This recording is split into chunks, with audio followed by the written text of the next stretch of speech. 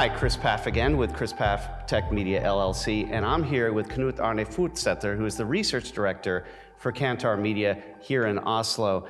And Knut Arne, your presentation this morning was so enlightening because it really encapsulates what Northern Waves TV is all about, which is an event that to me is a summit for the innovation that's here in the Nordics large and on the micro level, Norway, of course. Many of us who work in the industry know the Norwegian media cluster coming out of TV2 in Bergen.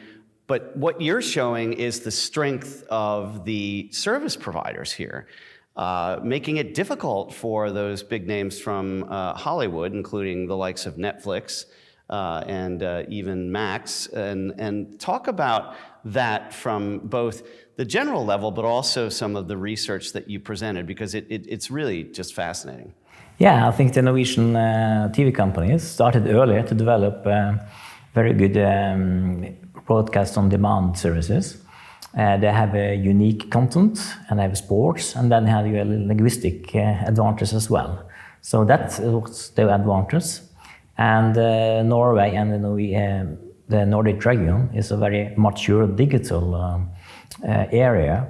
So, you know, we have been streaming for many years, so it's very difficult for newcomers, even if they are Amazon, to come into the Norwegian market. And again, from the standpoint of both the loyalty as well as the quality of the experience, it is interesting because, of course, the companies I mentioned have not necessarily been streaming that long compared to, say, some of the offerings that you have here, even in Norway. Yeah, this is a very complex market in Norway and a very mature one. Netflix started earlier and have a unique strength position in Norway, but even they struggle today because they have a lot of subscriptions. But we see underlines the figures that people are not using it so much. And when you saw, we also have some economic challenges in Norway. And when the pockets is empty in people's economy, they will struggle to keep all the subscription longer. And it looks like the service providers here that you showed have really rich data as well, which is very helpful. And just at MIPCOM, Ted Sarandos from Netflix was talking about data transparency.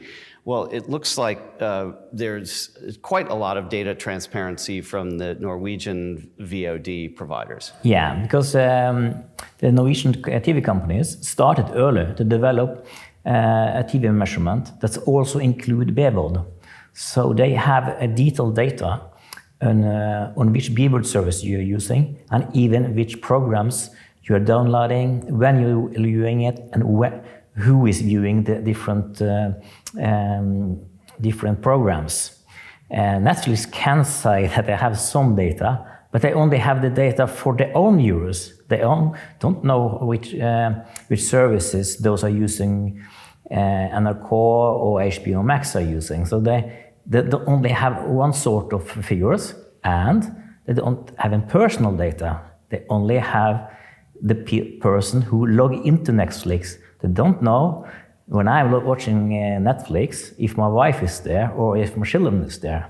And that's very important because co-viewing is one thing. Then you're watching something together.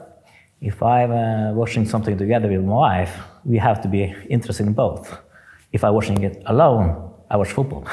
So in one way, I think Netflix, YouTube, and all of the giants say they have lots of data, but I don't think so. It is interesting to see. I mean, you've talked about everything from Seymour to all of these services. It seems that really the local services over-index, you know, given the size of the population, which means that you have a very rich ecosystem as well on the technical side, which I know is not necessarily your focus, but it does speak to the innovation that's here. Yeah, I think the Norwegian market is one of the most advanced digital markets because everybody have internet, everybody have mobile smartphones, and most of us have connected TV to the internet. 25% are Chromecast. So we are in advanced market, and in that advanced market, it's even more difficult to new players to come into it. Yeah, and that it begs the question as to how people would either partner perhaps with somebody locally. It is no accident that HBO's first foreign market, if you will, was here in the Nordics. But I find that the user interface expertise and some of the things that go into creating better services and not just putting out good content, which by the way is still sort of king here, but on the local level, I find that the Nordics also punch above their weight on the content side. I think that even the global players have to partnership with the local players. And we see a little bit of that in, for instance, TV2 is partnering with Disney+. And, Warner Brothers own Discovery Channel in Norway. And then HBO Max is going to partner soon with Discovery. And that sort of partnership between the local players and the global giants is going to be more and more important in the future. So if Amazon Prime is going to have a future in Norway, they have to partner with somebody.